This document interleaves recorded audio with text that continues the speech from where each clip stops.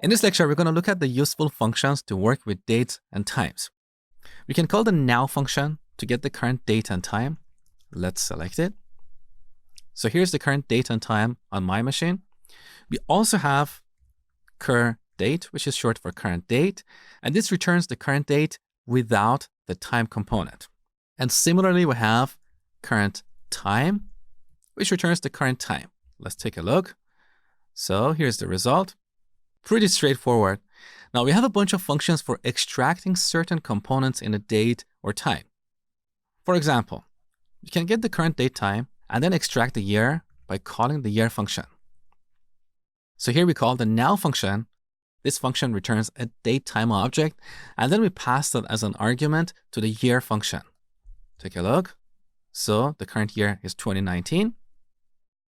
We can also get the current month, which is March, or the current day.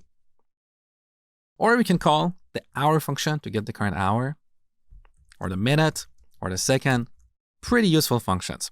Now, all these functions return integer values, but we have two useful functions that return strings. For example, we can call day name to get the day of the week as a string. Or we can call month name to get the month as a string. Now, apart from these functions, we also have the extract function.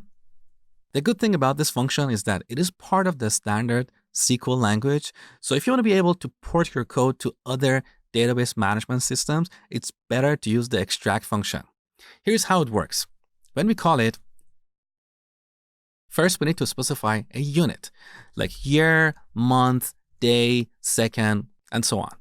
So let's get the day from the current date.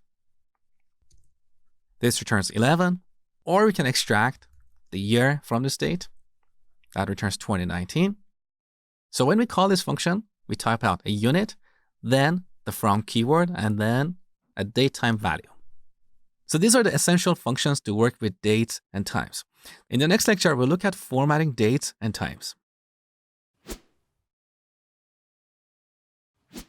Here's your exercise for this tutorial.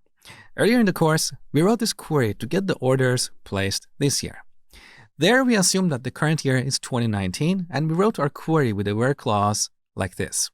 Now, as I told you before, this is an unreliable way of returning the orders placed in the current year, because next year, in year 2020, this query will return any orders placed after January 1st, 2019.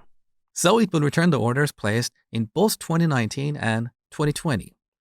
Now, in this lecture, you learned how to get the current date and extract various components like year, month, day, and so on. So now go ahead and modify this query to reliably return the orders placed in the current year.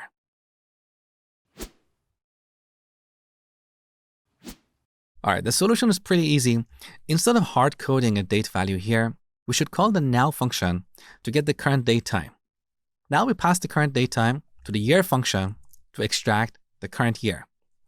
And then similarly, we pass this order date to the year function to get the year of the order, and then check to see if both these years are equal. This query will return all the orders placed in the current year. Let's take a look. So, since we're currently in 2019, this query returns only one order that is placed in the current year. In the future, when you watch this course, this query is not going to return anything because in our sample dataset, we don't have any orders placed after 2019. So if you want to test this query, you'll have to manually update the data of one of the orders.